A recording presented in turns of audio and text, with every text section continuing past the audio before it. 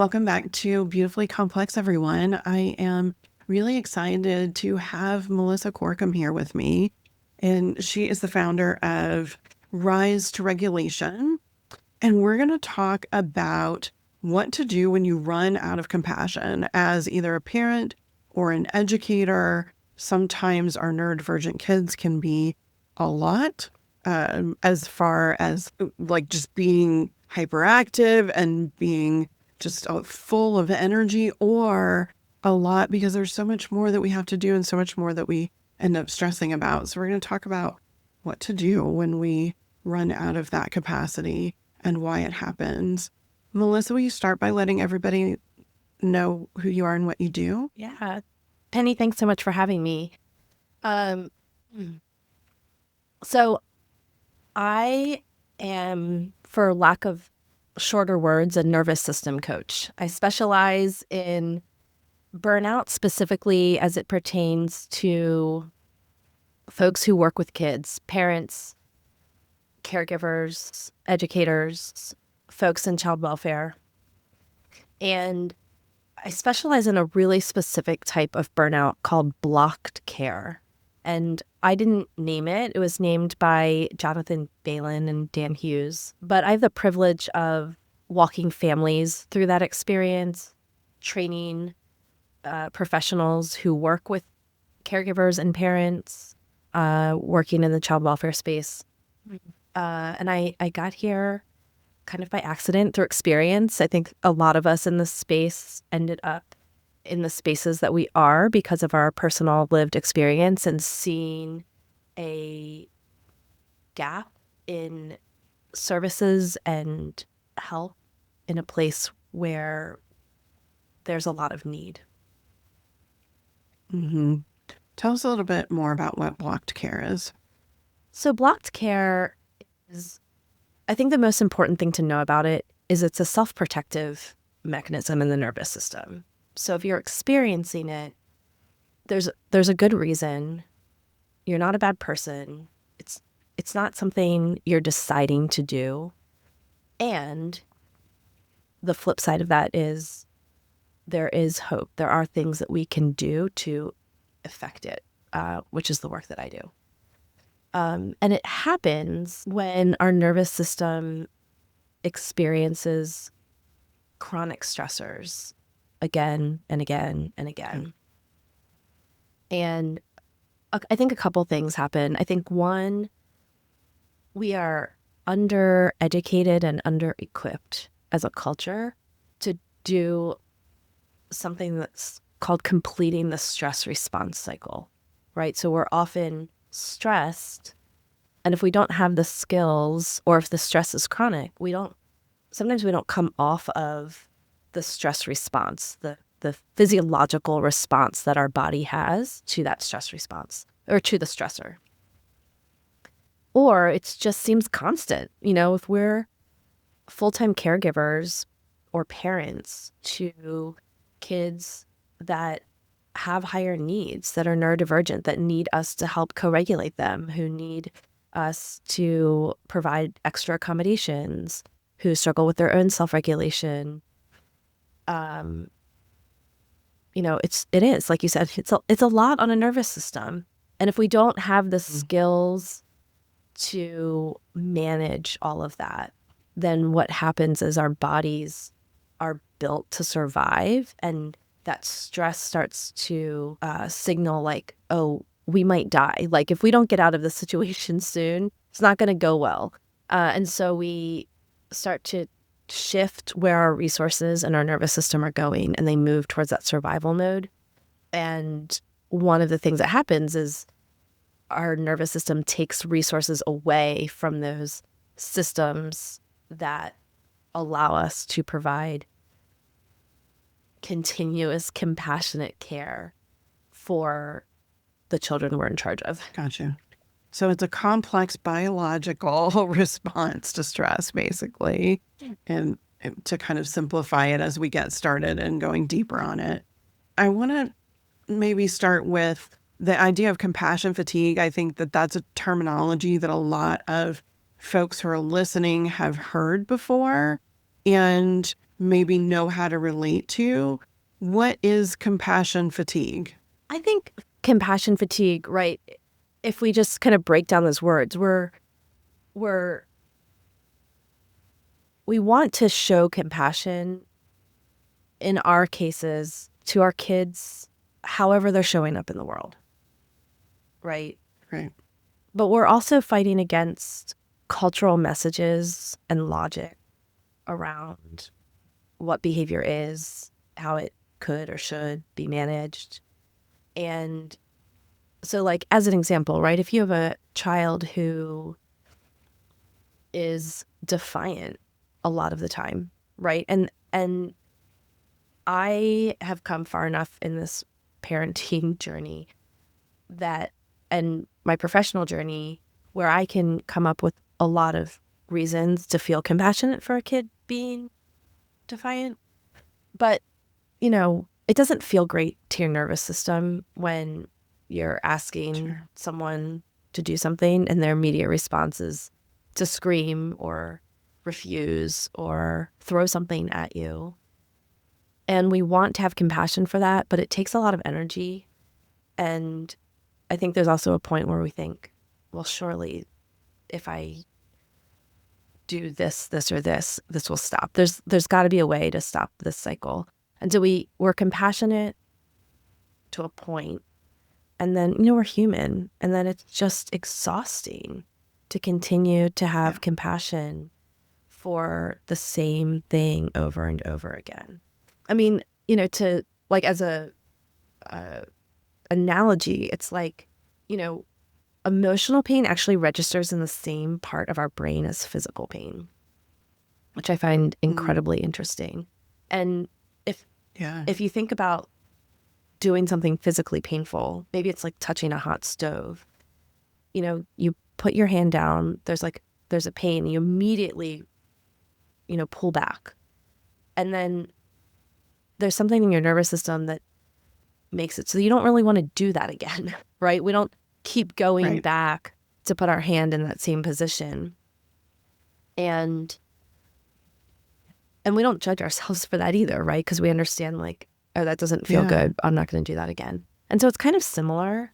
Blocked care and compassion fatigue are, right? Like, we stop getting the dopamine hit, the endorphin hit, like the chemical response for doing the thing. Instead, it's negative. So there's a negative feedback loop there. And we're just not wired to keep going back for things that don't feel good. Yeah, of course. It's that protection that's built into all of us, right? That's what our nervous system is for. Why? So you've talked a little bit about, like, why we run out of compassion, how we get into this loop with our nervous system. If we've recognized that that is the point at which we're at, what is next? What can we do? It's like the $1 million question, right? Mm-hmm. And I know it's different for different people because, everybody's nervous system responds to stress in different ways. But, I can see that it's very easy to get stuck there and it's very hard to get unstuck probably. And so what is, like, the very first tiny little thing we might be able to do to move into a different direction? So my favorite exercise for this is called points of joy. Before I tell you what that is, though, I want to caveat something here that I think is important, because I think given this audience, this is going to apply to at least a decent percentage. Some of us have kids that are having behaviors that are significant and dangerous, for lack of a better word, or potentially unsafe. Yeah. And so what I want those people to hear is we're not trying to turn off your nervous system's protective function, right? So, like, it's the right thing to be cautious around a child who's getting ready to throw something at you or trying to hit you or be aggressive or assertive in some other way. But my experience in parenting is that the nervous system tends to create like a confirmation bias. And so sometimes when you have a child who has that history, our nervous system is protective from them all the time. And sometimes those kids have really sweet moments, or they come off of a big tantrum or a rage, and then they make some kind of bid for connection. Like they all of a sudden they want a hug. And it's those moments when our kids are actually okay and they're more regulated, and our nervous system's like has just developed this like kind of carte blanche, like I don't want to get close to this kid ever, kind of blocked care. That's where we want to be able to be a little bit more resilient in our nervous systems, and be able to objectively evaluate, is this child, can I make a connection here? Is it okay to make a connection here in this moment? And so one of the things that we can do is learn how to send cues of safety to our nervous system when there isn't an actual threat going on. Right. And so points of joy is a practice of noticing and or intentionally experiencing 7 things that bring you joy every day. And it seems almost silly that it would make such a big difference, but it's the subtle message to your nervous system that you still have some semblance of control. There's still a locus of control. The narrative often in our life when we're in blocked care is everything's hard. My kid is a problem all of the time, right? We kind of get to those extremes. Everything, nothing I do is good enough. There's no connection left. And, I've worked with thousands of families, and that's never been true. There's, even for the hardest cases, there's still these like little pieces. And even if the relationship with your child is really, really hard and complex, there are still things within your control as a parent to experience joy, right? Like I can make myself a hot cup of tea. I can diffuse my favorite essential oil. I can notice how glorious it is to slide into clean sheets, freshly washed sheets, or feel the sunshine on my face. We're recording this in kind of like an Arctic blast, but it's sunny outside. Yes. I'd rather it be sunny and 20 degrees than cloudy and 20 degrees, right? There's joy in just like the blue sky, and the beauty of the snow, and just noticing those things helps my nervous system remember like the nuance of, yes, there are some things in life that are really, really hard. And 2 things can be true at the same time. Yeah. And we're wired to focus more on the hard stuff, again, as that self-protection, right? And I remember when my own kid was really young, and we would go for doctor appointments, like meds checks once a month or so. And the doc would look at me and say, okay, how's it going? And I'm like, everything is bad. Everything is horrible. Something has to change. And he'd say, but what specifically? And I would think, no idea. All of it's bad, and I had to really teach myself. And what I did was start taking notes about my day every day so that I could start to pull out, as you're talking about, oh, there were some good points. And oh, these are really the things that are a struggle. These things that are a struggle feel overwhelmingly hard, but like we need to build that awareness. Without that awareness, I think our body is wired to say, you're not safe, because everything feels as sort of intense as some of those moments do. Yeah. Does that make Absolutely. sense? Absolutely. And so I think reframing that narrative that there are always places that we do have a little bit of control. Now, we don't have control of our kids' behaviors, 100%. That's true, right? No. We just don't. But I think when we can figure out what we do have control over, it's kind of grounding. It's really regulating in our nervous system, and it helps us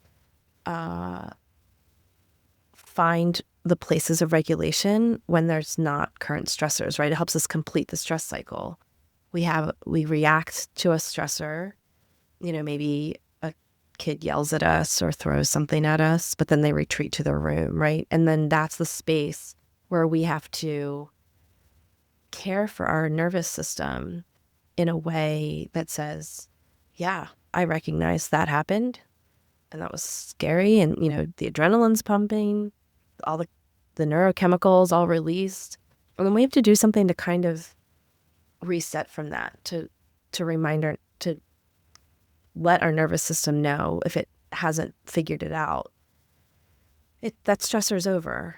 And maybe do something to release some of that chemistry, right? So I'm such a huge fan of movement, right? Like, shake it out, do some jumping jacks. I mean, just like literally shake it out, be goofy. Yeah. I'm pretty religiously connected to my ritual of taking a 30-minute walk around my neighborhood every single day. Even when it's this cold, I bundled up yesterday, I put my snow pants on and my ski jacket and my balaclava and the whole thing.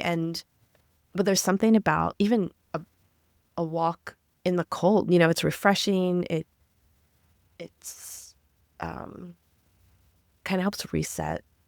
And then you're moving some of that chemistry out, and your body just feels better afterwards. Mm-hmm. I think when you choose to move when things are uncomfortable or hard, like when it's super cold out and you're doing it anyway, you're sort of illustrating to your nervous system that there are still some things I have control over. Yeah, the temperature is terrible. I don't really want to be out there, but I have the control to do this and make it work for me. And I'm going to do it regardless. I think our bodies and our brains remember those experiences also and can really help us to, have that sense of control. My therapist tells me all the time, when I go in, I'm like, everything's bad. Apparently this is a theme for me. I'm still doing it, but like right now, a lot of things are not great in the world. And she'll be like, well, you got to find one thing you have control over, whatever it is. I don't care what, if it's the way you put your socks on in the morning, hey, you had control over that, right? Like, find some stuff that you do have control over and lean into that. And how can you create more of it? Like, are there activities that you can do where you actually have control of that? Do more of those things, right? So that we at least get a balance.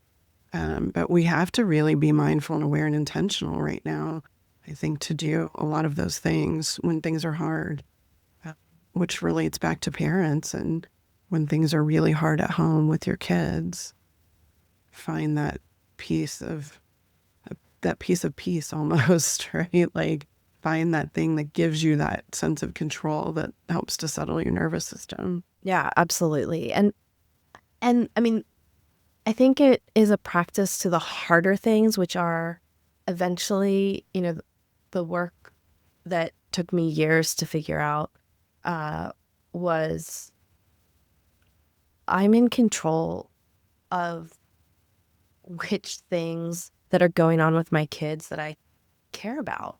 I think we often feel like we're being forced to care about certain things, and in some ways we are, but I think we have more choice as parents than we often feel like we do. And For sure. we can learn to make choices that are good for our nervous system, and that we don't have to be forced to care about or die on more hills than we have the energy or regulation to do. Yeah. So picking your battles, so to speak. Yeah. And, a lot of people say like, well, but I have to do this, or the school told me I have to do this, or this, that, and the other thing. And, every situation's a little bit different, but I think there's a lot of pressure, societal pressures that make a lot of things in parenting feel important and urgent that maybe don't have to be. Mm-hmm. Or that make us feel like we don't have a choice when maybe we do. Yeah. Like when kids have school avoidance or refusal, we feel like, well, they have to go to school. But there are alternatives. There are, there are accommodations. There are things that can be done. So it isn't always as sort of black and white as I think that society wants us to think that it is. And sometimes we just have to give ourselves permission, or we have to give each other permission to do things differently and to protect our own nervous systems and our kids' nervous systems and those needs that are basic. It's a basic need to feel safe when you're at school. Yeah. Or when you're at home with your kid. Yeah. Like, we're talking about some really difficult stuff, but it boils down to that need for safety. Yeah. Can we talk a second about like the interplay of self-compassion here in this conversation? Because you tell me, I would think if we're running out of compassion for others, we've long run out of compassion for ourselves at that point. Yeah. But, and then, the self-blame and the very negative internal narrative starts. How do we, in those times, also either protect or heal some of that self-compassion too? Well, I think you're absolutely right. It does not feel good to admit out loud, I don't like my kid, or I don't like parenting, or I resent the kind of parenting that I have to be doing, or, whatever that sounds like. And I've literally heard it all. And these are not things we tend to air in public. Sometimes we're not even saying them to our closest people. Sometimes we're not even saying them to our spouses or our closest girlfriend. And, Brene Brown talks about shame grows in dark spaces, right? Like, it's really easy to shame spiral in isolation. And so I think it is really easy for our self-talk to also start sounding like, well, you're a bad mom, or you're a terrible person. Who doesn't like a kid? Who doesn't like their own kid? Who doesn't like a 5-year-old? Who can't, why can't I get a 4-year-old under control? Why, I'm a terrible person for just counting down the days until my teenager turns 18 and I'm not responsible anymore, all the things.